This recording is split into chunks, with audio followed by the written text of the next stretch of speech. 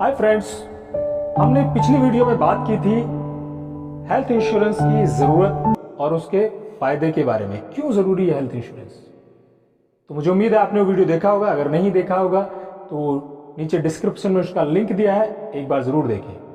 मैं फिर से एक बार बताना चाहता हूं कि हेल्थ इंश्योरेंस आज के दौर में लेना बहुत जरूरी है।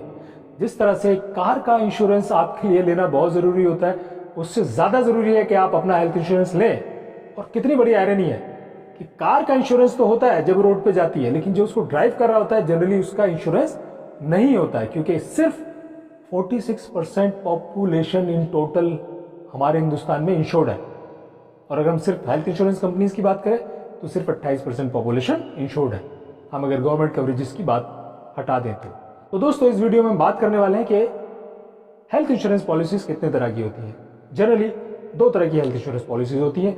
पहली हेल्थ इंश्योरेंस पॉलिसी होती है जिसको हम रिटेल या इंडिविजुअल पॉलिसी कहते हैं, और दूसरी होती है जो कॉर्पोरेट पॉलिसीज होती हैं या कुछ टेलर मेड पॉलिसीज होती हैं।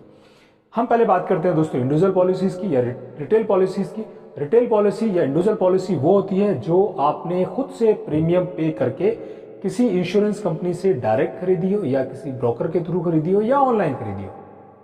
कॉर्पोरेट पॉलिसीज वो होती है दोस्तों ऐसी पॉलिसी कि आप किसी कंपनी में काम करते हैं और उस कंपनी ने आपको हेल्थ इंश्योरेंस दिया हो किसी इंश्योरेंस कंपनी से लेके, तो वो प्रीमियम जो है वो कॉर्पोरेट खुद पे करता है डायरेक्ट हेल्थ इंश्योरेंस कंपनी को। हालांकि वो आप ही की सैलरी से एक छोटा सा पार्ट काट के इकट्ठा करके एक बल्क में इंश्योरेंस कंपनी वो पे कर देता है।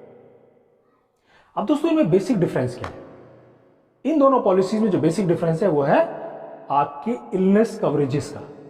तो जो कॉर्पोरेट पॉलिसीज हैं उसमें कवरेज का दायरा बड़ा होता है, उसमें किसी तरह का वेटिंग पीरियड नहीं होता है। मोस्ट ऑफ बीमारियां डे वन से कवर हो जाती हैं, जिस दिन आपने ज्वाइन किया होता है उस दिन से।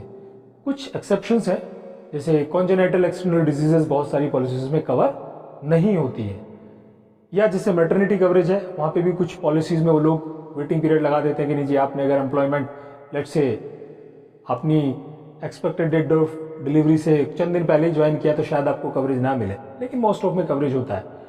तो इसमें मैटरनिटी कवरेज भी होता है, इसमें कॉन्जेनिटल इंटरनल कवरेज भी होता है, किसी तरह की भी एक्सटर्नल इंजरीज कवर होती हैं। कोई भी क्रिटिकल इलनेस जो है वो कॉर्पोरेट पॉलिसीज में कवर होती है। हाँ, वहां पे कैप हो सकता है कि किसी पर्टिकुलर डिजीज पे आपकी पॉलिसी में कैप लगाओ कि नहीं जी आपको इस बीमारी पे मान लो 50,000 रुपये या लाख रुपए ही मिलेंगे, लेकिन उसे बिल अस्पताल में ज्यादा आता हो तो उस समय शायद आपको अपनी पॉकेट से कुछ पार्ट भरना पड़े। जैसे कई बार कैटरेक्ट के कुछ 30-25 हजार के आसपास का ही इंश्योरेंस कवरेज होता है, लेकिन अगर आपने लेंस की क्वालिटी बढ़ा ली और वो बिल आपका 50-60 हजार का आ जाता है तो बाकी आपको अपनी जेब से भरना पड़ेगा।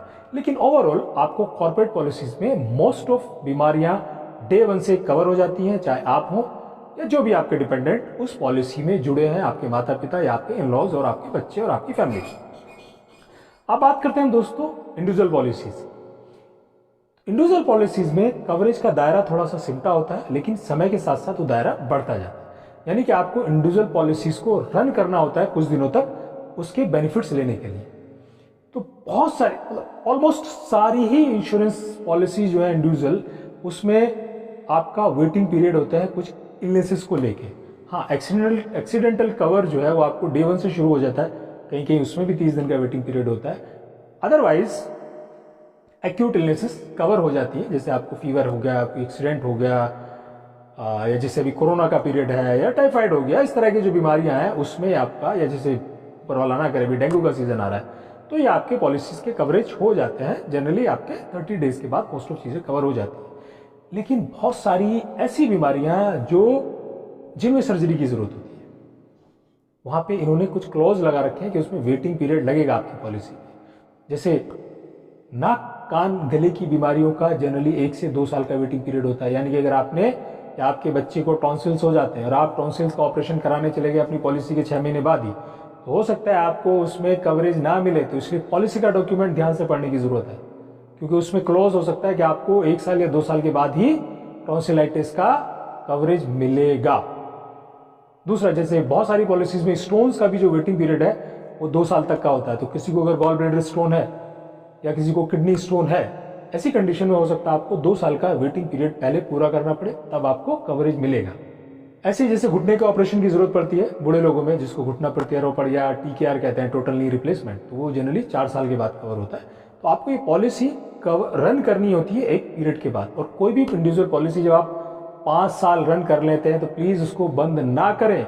Now that is your golden policy, platinum policy के सब कुछ कवर है उसमें, तो उसके प्रीमियम भरते रहे, चाहे प्रीमियम थोड़ा ज्यादा ही हो। तो उससे आपको लॉन्ग टर्म में जब आपको ये बड़ी बड़ी बीमारियों की दिक्कत आती है वहां पे बेनिफिट मिलेगा और आपका कवरेज भी बढ़ जाएगा। तो मुझे उम्मीद है दोस्तों आपको इस वीडियो से जानकारी मिली होगी जो आपके लाभ की होगी। अगर आपको वीडियो पसंद आया हो तो लाइक करें, शेयर करें और चैनल को सब्सक्राइब करना ना भूलें। बेल आइकन का बटन जरूर दबा दें सो दैट आपको इस सीरीज के सारे वीडियोस मिलते रहे। तो दोस्तों अगली वीडियो में हम बात करेंगे को पेमेंट्स क्या होते हैं, कैपिंग क्या होते हैं, प्री एग्जिस्टिंग इलनेसेस क्या होती हैं, वहां पे भी कई बार डिनाइल्स हो जाते हैं, और सो ऑन। हम अगली वीडियोस में जो इस सीरीज की वीडियोस आती रहेंगी हम हेल्थ इंश्योरेंस पे बात करते रहेंगे। तो इस सीरीज को देखना ना भूलें। धन्यवाद।